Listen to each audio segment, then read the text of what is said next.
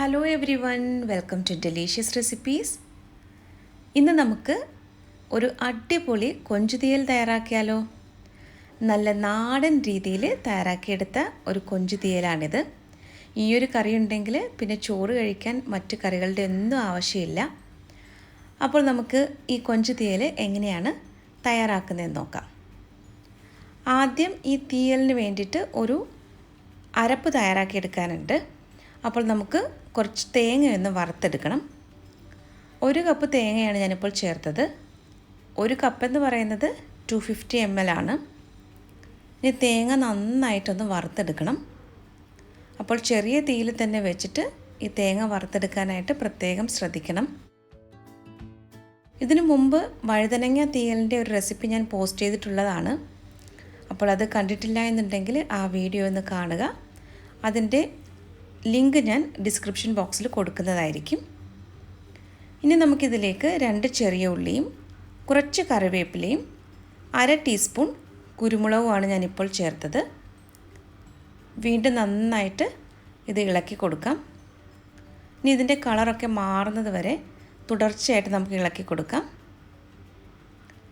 ഇപ്പോൾ തേങ്ങയുടെ കളറൊക്കെ നന്നായിട്ട് മാറി വന്നിട്ടുണ്ട്.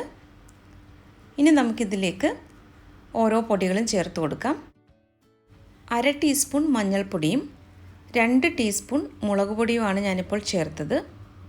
ഇതാദ്യം നമുക്കൊന്ന് ഇളക്കി കൊടുക്കാം, അല്ലെങ്കിൽ ഇത് പെട്ടെന്ന് തന്നെ അങ്ങ് കരിഞ്ഞു പോകും. അപ്പോൾ തീ ഏറ്റവും കുറച്ച് തന്നെ വയ്ക്കുക. എന്നിട്ടിത് നന്നായിട്ട് മിക്സ് ചെയ്ത് കൊടുക്കാം. അതിനുശേഷം അടുത്ത പൊടികളൊക്കെ ചേർക്കാം. 1 ടീസ്പൂൺ മല്ലിപ്പൊടിയും 1/4 ടീസ്പൂൺ ഗരം മസാലയുമാണ് ഞാനിപ്പോൾ ചേർത്തത്.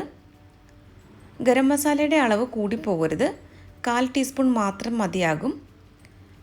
1-2 മിനിറ്റ് ചെറിയ തീയിൽ ഇതൊന്ന് ഇളക്കി കൊടുത്ത ശേഷം നമുക്ക് ഫ്ലെയിം ഓഫ് ചെയ്യാം. എന്നിട്ട് ഈ പാനിൽ നിന്നും ഇത് മാറ്റി വയ്ക്കണം, അല്ലെങ്കിൽ ഈ പാനിൻ്റെ ചൂട് കൊണ്ട് ഇത് പെട്ടെന്ന് അങ്ങ് കരിഞ്ഞു പോകും. അപ്പോൾ ഞാനിതൊരു പ്ലേറ്റിലേക്ക് മാറ്റുകയാണ്. ഇത് ചൂടാറി കഴിയുമ്പോൾ ഒട്ടും തന്നെ വെള്ളം ചേർക്കാതെ ഇതൊന്ന് അരച്ചെടുക്കണം. ഇത് നമുക്കൊന്ന് മാറ്റി വയ്ക്കാം. ഇനി തീയൽ എങ്ങനെയാണ് നമുക്ക് തയ്യാറാക്കുന്നതെന്ന് നോക്കാം. ഇത് ഞാൻ മൺചട്ടിയിലാണ് തയ്യാറാക്കുന്നത്. അപ്പോൾ ഞാൻ കുറച്ച് വെളിച്ചെണ്ണ ചൂടാക്കാനായിട്ട് വെച്ചിട്ടുണ്ടായിരുന്നു. വെളിച്ചെണ്ണ ഒന്ന് ചൂടായി വന്നപ്പോൾ 1/2 ടീസ്പൂൺ കടുക് പൊട്ടിച്ചിട്ടുണ്ട്. ഇനി ഇതിലേക്ക് ഒരു വലിയ സവാളയാണ് ചേർക്കുന്നത്. ഈ സവാളയ്ക്ക് പകരം ചെറിയ ഉള്ളി ഉണ്ടെങ്കിൽ അത് ചേർത്താലും മതി.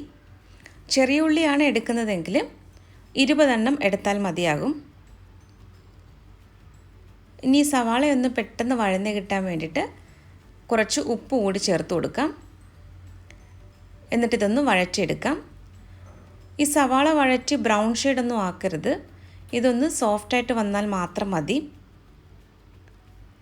ഇനി ഇതിലേക്ക് 2 പച്ചമുളകും കുറച്ച് കറിവേപ്പിലയുമാണ് ഇപ്പോൾ ചേർത്തത്. ഇനി ഇത് നല്ലതുപോലെ ഒന്ന് വഴറ്റിയെടുക്കാം.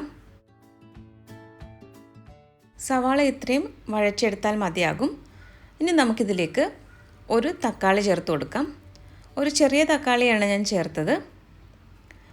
തക്കാളി വെന്തുടഞ്ഞൊന്നും പോകേണ്ട ആവശ്യമില്ല, ചെറുതായിട്ടൊന്ന് വഴറ്റിയെടുത്താൽ മാത്രം മതി. ഒരു ഏകദേശം 2 മിനിറ്റ് നമുക്കിതൊന്ന് ഇളക്കി കൊടുക്കാം. ഇനി നമുക്കിതിലേക്ക് കൊഞ്ചാണ് ചേർക്കാനുള്ളത്. കഴുകി വൃത്തിയാക്കി എടുത്ത ശേഷം 200 ഗ്രാം ഉണ്ട്. ഈ കൊഞ്ച് കൂടി ചേർത്തിട്ട് നമുക്ക് നന്നായിട്ടൊന്ന് മിക്സ് ചെയ്തെടുക്കണം. അപ്പോൾ കൊഞ്ച് വൃത്തിയാക്കുമ്പോൾ തോട് കളഞ്ഞ ശേഷം അതിനുള്ളിലെ ആ കറുത്ത നാര് പോലുള്ള പോർഷൻ കൂടി കളയാനായിട്ട് പ്രത്യേകം ശ്രദ്ധിക്കണം. ഇനി ഇത് നന്നായിട്ടൊന്ന് മിക്സ് ചെയ്തെടുത്ത ശേഷം തേങ്ങയുടെ കൂട്ട് ചേർത്ത് കൊടുക്കാം. ഇത് ഒട്ടും തന്നെ വെള്ളം ചേർക്കാതെയാണ് അരച്ചെടുത്തത്. ഇനി ഇതിലേക്ക് കുറച്ച് പിഴിപുള്ളി പിഴിഞ്ഞതും കൂടി ഒഴിക്കാം. ഒരു 10 മിനിറ്റ് മുമ്പ് കുറച്ച് പുളി ഞാൻ വെള്ളത്തിലിട്ട് വെച്ചിട്ടുണ്ടായിരുന്നു. ഇനി നമുക്ക് ആ മിക്സിയുടെ ജാറിലേക്ക് കുറച്ച് വെള്ളം ഒഴിച്ചിട്ടാണ് ഞാനിപ്പോൾ മൺചട്ടിയിലേക്ക് ചേർത്തത്. നിങ്ങൾക്ക് എത്രത്തോളം ചാറ് ആവശ്യമുണ്ട് അതിനനുസരിച്ച് വെള്ളം ചേർത്ത് കൊടുക്കാം. ഇനി ഇതിലേക്ക് ആവശ്യത്തിനുള്ള ഉപ്പ് കൂടി ചേർത്തിട്ട് നന്നായിട്ടൊന്ന് ഇളക്കി കൊടുക്കാം. ഈ കൊഞ്ച് വെന്ത് വരാനായിട്ട് അധികം സമയം എടുക്കില്ല, പെട്ടെന്ന് തന്നെ വെന്ത് കിട്ടും. അപ്പോൾ നമുക്കിതൊന്ന് മിക്സ് ചെയ്ത് കൊടുത്ത ശേഷം ഇത് അടച്ചു വെച്ചിട്ടൊന്ന് വേവിച്ചെടുക്കണം. ഇപ്പോൾ ഇത് നന്നായിട്ട് തിളച്ച് വരുന്നുണ്ട്. നമുക്കിതിനെ ഒന്ന് അടച്ചു വെച്ചിട്ട് മീഡിയം ഫ്ലെയിമിൽ വെച്ച് ഒരു 10 മിനിറ്റ് വേവിച്ചെടുക്കാം. ഇപ്പോൾ 10 മിനിറ്റ് ആയിട്ടുണ്ട്. ഇതൊന്ന് തുറന്ന് നോക്കാം. കറി നന്നായിട്ട് തിളച്ച് വന്നിട്ടുണ്ട്. കുറച്ച് കറിവേപ്പിലയും കൂടി ഞാൻ ചേർക്കുകയാണ്. കൊഞ്ചൊക്കെ പാകത്തിന് വെന്ത് വന്നിട്ടുണ്ട്. ഇനി നമുക്ക് ഫ്ലെയിം ഓഫ് ചെയ്ത് വെക്കാം. ഇത് കുറച്ച് സമയം കഴിയുമ്പോൾ കുറച്ചുകൂടി കറി നല്ലതുപോലെ കുറുകി വരും. അപ്പോൾ ഞാനിവിടെ ഫ്ലെയിം ഓഫ് ചെയ്ത് വെക്കുകയാണ്. ഇനി നമുക്ക് കുറച്ച് സമയം ഒന്ന് അടച്ച് മാറ്റി വയ്ക്കാം. ഇതിപ്പോൾ അരമണിക്കൂർ കഴിഞ്ഞ ശേഷമാണ് ചാറൊക്കെ നന്നായിട്ട് കുറുകി വന്നിട്ടുണ്ട്. നമ്മുടെ ടേസ്റ്റി ആയിട്ടുള്ള നാടൻ കൊഞ്ച് തീയൽ ഇവിടെ റെഡി ആയിട്ടുണ്ട്. അപ്പോൾ ഇന്നത്തെ ഈ റെസിപ്പി എല്ലാവർക്കും ഇഷ്ടമായെന്ന് കരുതുന്നു. റെസിപ്പി ഇഷ്ടമായാൽ ഡെലിഷ്യസ് റെസിപ്പീസ് ചാനൽ കൂടി സബ്സ്ക്രൈബ് ചെയ്യാൻ മറക്കരുതേ. അപ്പോൾ മറ്റൊരു നല്ല റെസിപ്പിയുമായിട്ട് വീണ്ടും വരാം. താങ്ക്